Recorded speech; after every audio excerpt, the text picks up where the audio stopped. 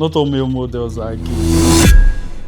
Love with no success. If it has to do with Benin City, I don't need Benin City exposure. Nigeria, we had a myopic mindset of how modeling would be. Behind every perfect shot is a story untold. On this episode of Bside Ups and Downs, models share some known and unknown truth behind their journey as models in Bside. Meet me up at a certain location. This, that. They came for something other than modeling. They wanted me. Hi guys, my name is Sayi. I am 5'9" and I'm a model based in Bside. Hello, I'm Martin Osagie. I'm 5'11", 6 feet, somewhere around the middle. I'm a model based in Bside. Hey guys, I am Deevyne, a fashion model based in Bside. My name is Praise.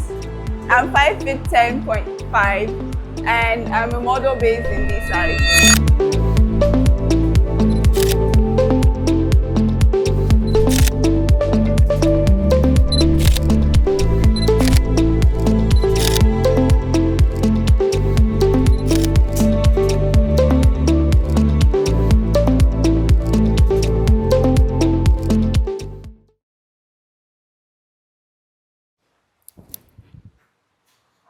Can you tell us about the moments you realized modeling could be more than just a hobby for you?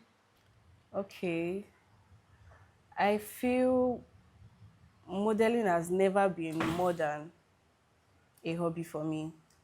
Like I've never had a reason for it to be more than a hobby for me in Benin City. The moment I discovered this was when I traveled to Thailand. It was for this Misters of Nigeria, and I was Mr. International 2023. So I traveled and I saw that Nigeria, we had a myopic mindset of how modeling would be. So they had a lot of structure abroad. So I thought to myself, if this, I can inculcate this into myself in Nigeria, then it would be a good thing for me to do. That moment, I would say it was when I was competing last year for the Model Look Africa. That's when I noticed and realized that it's actually a big deal. Modeling is more of an occupation than a hobby. Well, I think that was when I went for my first casting in 2024. I think that was when I realized that I would love to go into modeling full time. What's one common misconception about modeling that you wish people truly understood? Not all male models are gay. That's just all I have to say. Not all male models are gay. There are some femme guys, but not all are gay.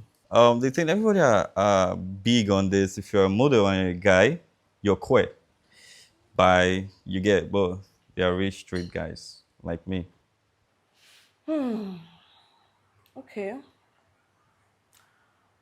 let me start from the place that people that are not models actually feel that, actually have a feeling that you can have models anytime you want for free.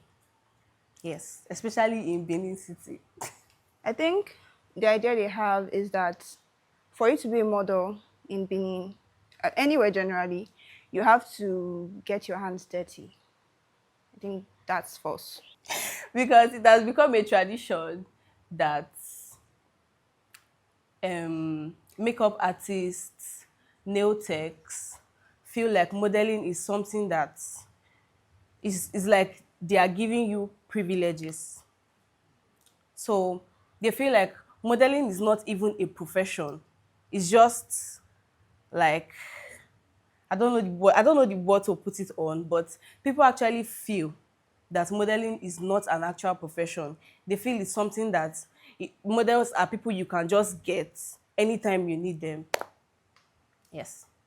What are the biggest red flags models should watch out for before accepting a job in this side? Biggest red flags. Okay, thank you for that question. That question is very, very necessary.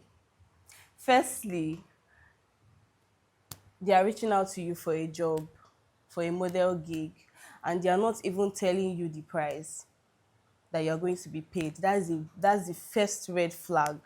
I would say if it comes off sketchy, that's why I would advise you to have a manager or be under a management. That way, the management do more of the research. Your own is just to be available to jobs. They do more of the research. They help you find out if it's legitimate. They cover some certain things and just make it safer. But if you're a freelancer and you work alone, I'd advise you to do your own research. Go deep into their page, see the things they've done, try to understand the history behind the job or something. When you go for a casting and you're asked to pay money, I think that's a very big red flag. Or you are told that, oh, meet me up at a certain location, this, that, before you can get casted. That's a very big red flag. If the brand coming to meet you are desperate, you mean this? They're looking for something more than. Just watch for how desperate they are. It could be a good thing, it could be a bad thing, but you need to watch for it, how desperate they are. What are the this, that?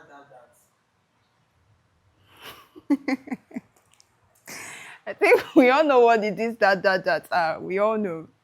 So We don't know. What's the most uncomfortable experience you've had on a shoot in B-side, and how did you handle it? I cannot think of any uncomfortable experience I've had. I don't think I've ever had one. Most uncomfortable. I don't think I've had any uncomfortable experience modeling because I tried my very best not to accept jobs that will inconvenience me. If it's going to inconvenience me, I will tell you straight up. This is not fitting with my time. I do not like the settings. I will just let you know beforehand. So I don't think I've ever had any uncomfortable experience. No, I've not. Well, this thing about pageant, yeah, where the ones who take your shots, they would ask you to, wear briefs. Like when the briefs is really brief, you get. That was very uncomfortable for me to pull off my shirt and just show my abs, muscles, and shit. Oh, that was crazy. Summoned courage. It was very uncomfortable for me. it wasn't a shoot per se, it was a show, it was a fashion show where it was a 2-day fashion show, but the second day was supposed to be another event entirely. And I was asked to stay back so I could partake in the second event. And after the event, I was discarded. I was asked to sleep on the floor. It was very uncomfortable for me. I was left outside actually, and then I had to find my way. I had to sleep on the floor. How did I handle it? I slept on the floor.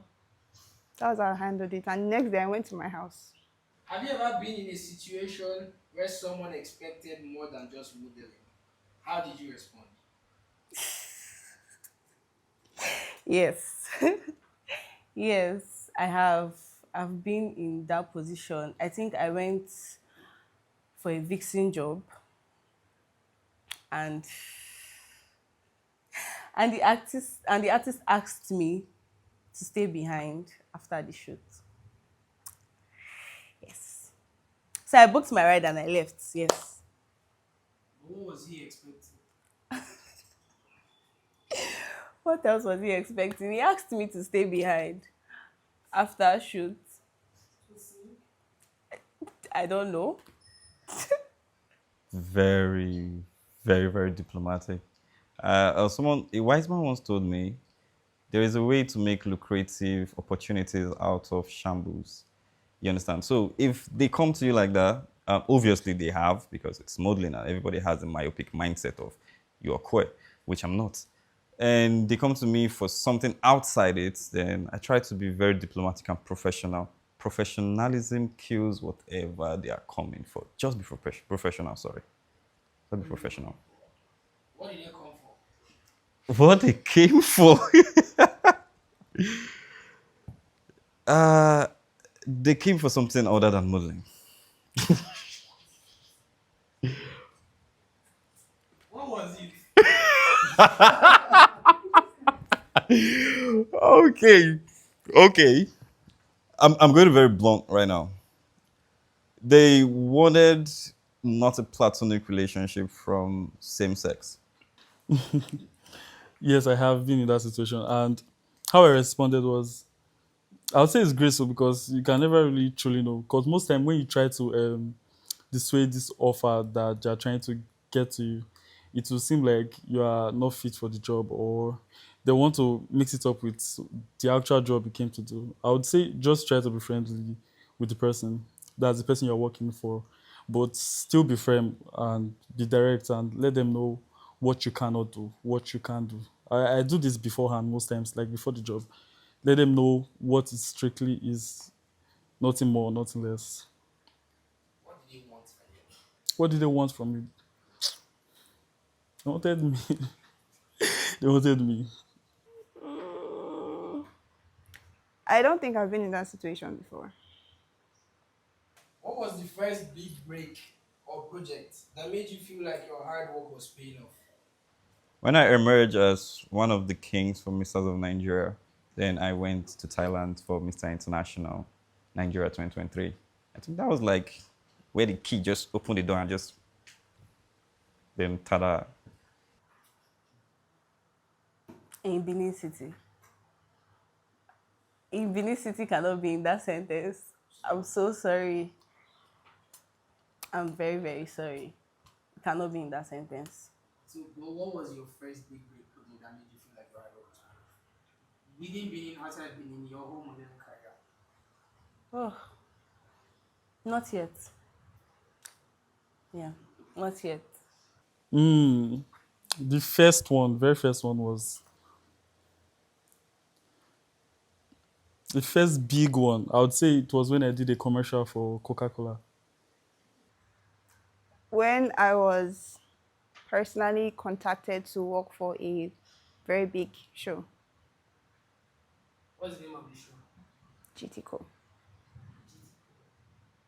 So, Alright, you are going to be given a cue card that contains 5 questions.